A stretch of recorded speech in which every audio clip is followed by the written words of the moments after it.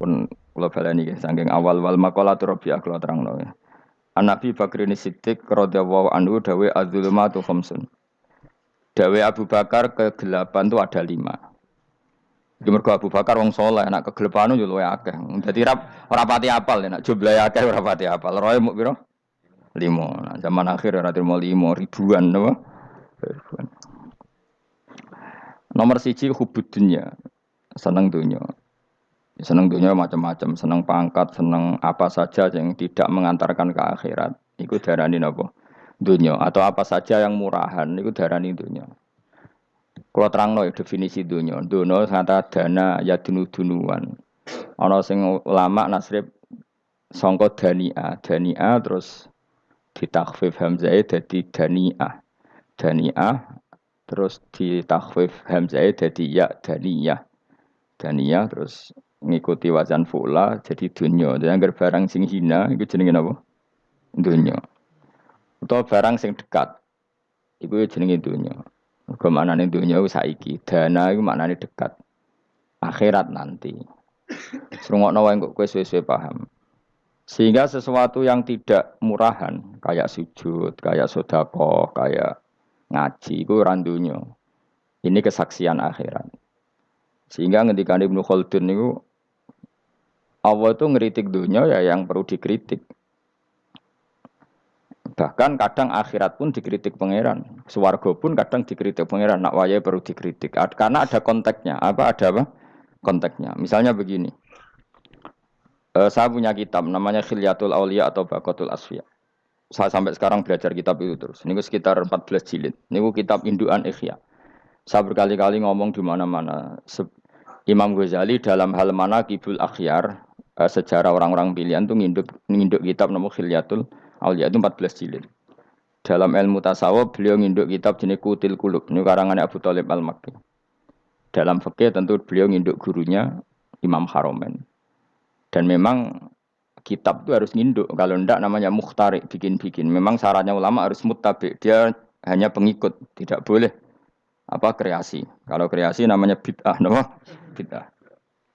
Kalau terang, di situ ada cerita ada seorang sufi bodoh ngeritik dunia entek ngamal. Dunia iku ora ono benere, dunia iku nggon batang, pokoke dunia iku jifah batang. Sing berebut batang ya siap-siap rebutan mbek asu, pokoke ngomong wis tok ndi-ndi. Sayyidina Umar itu agak tersinggung dengan makalahnya orang sufi yang bodoh ini. Ya rata-rata orang sufi memang bodoh. Kecuali gelem ngaji fikih. Setelah ngomong ngalor ngidul dunia ku swelek terus dekne biasa lah wong sufi terus milah dhewean terus orang lakoni popo, ngerti-ngerti lesu. Kok mangan wae lesu. Orang sufi kan gitu.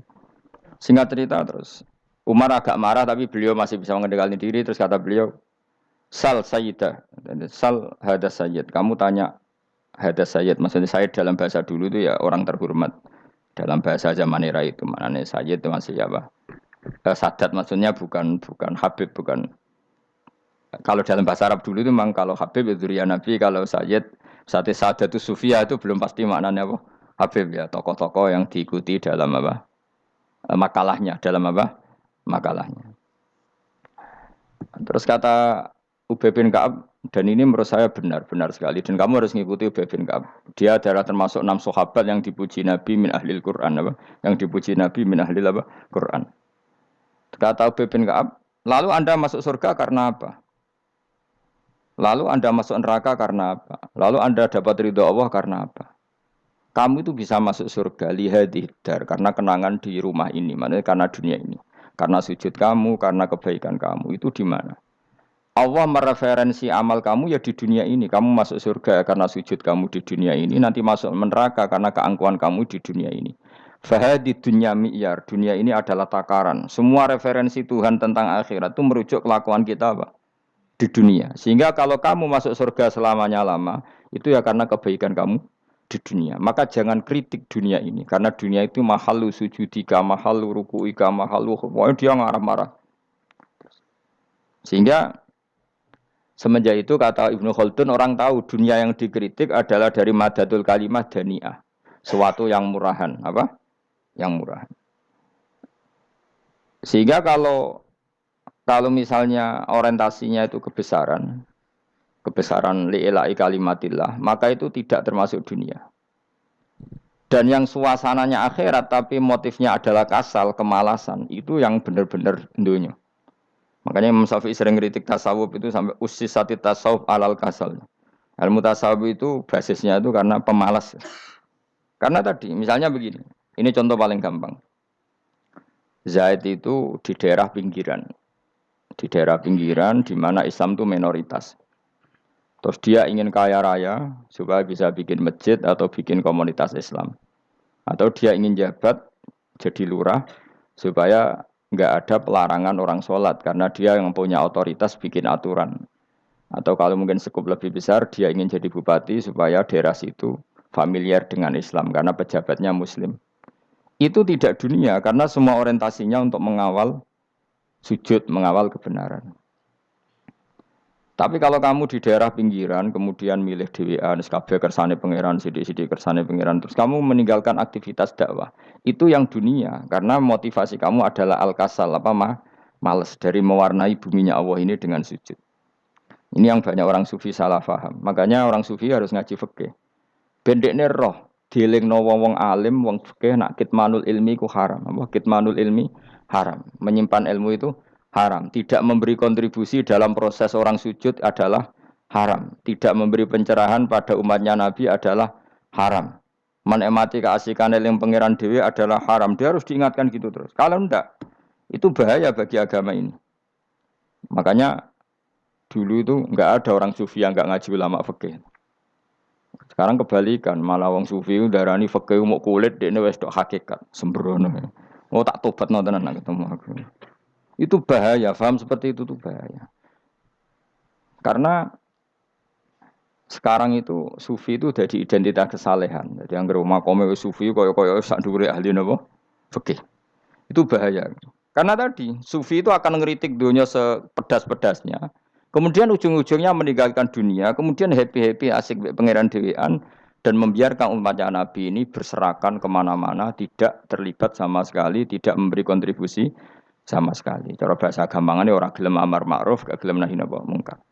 Tapi bahasa amar ma'ruf nahi mungkar kan saiki dadi gerakan ekstrem. Makanya ora tak bahasa amar tidak peduli, tidak mulang. Mergo saiki bahasa saiki repot terus.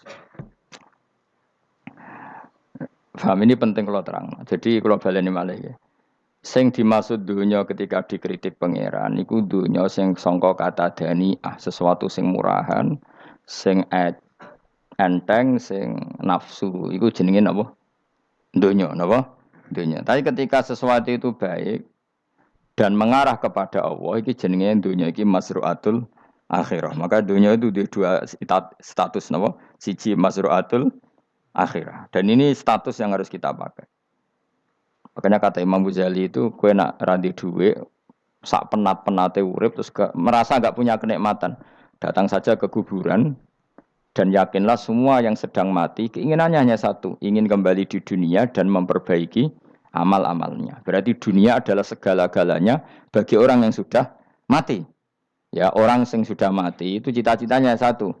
La'alli arji, semoga kita kembali ke dunia. Untuk apa? Untuk membenahi semua kesalahan yang pernah dilakukan zaman yang dunia. Terus kamu ingat, fa'ana fid dunya. Ya Allah, alhamdulillah sekarang masih saya di dunia. Artinya saya punya satu kesempatan yang diinginkan semua orang yang sudah mati di seluruh dunia. Lalu malah wali anu urip malah kepengen nang mati. Saking kakean kasus ini, apa? Kakean apa? Kakean kasus. Makanya di sini sirinya para rasul, para nabi itu sering donga Allahumma tawil umrona, sehingga banyak orang soleh mendoa supaya panjang apa? Umur. Itu karena pas itu yang hadir adalah dunia dengan makna masru'atul akhirah.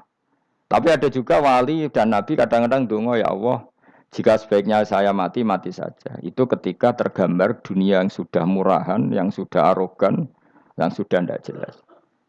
Maka dunia ini punya dua status sekaligus. Jika prospek bagi Anda untuk masru'atul akhirah, maka nikmati senikmat-nikmatnya. Tapi jika bagi Anda ini sudah menjadi ladang maksiat apa-apa, maka jadikan dunia ini tempat tobat. Karena akhirat itu enggak ada apa-apanya dibanding dunia. Jadi akhirat itu hanya mereferensi dunia, apa? Mereferensi dunia. Ini penting kula aturno. Kadang-kadang wong sufi ku menyen goblok ora iso ngaji.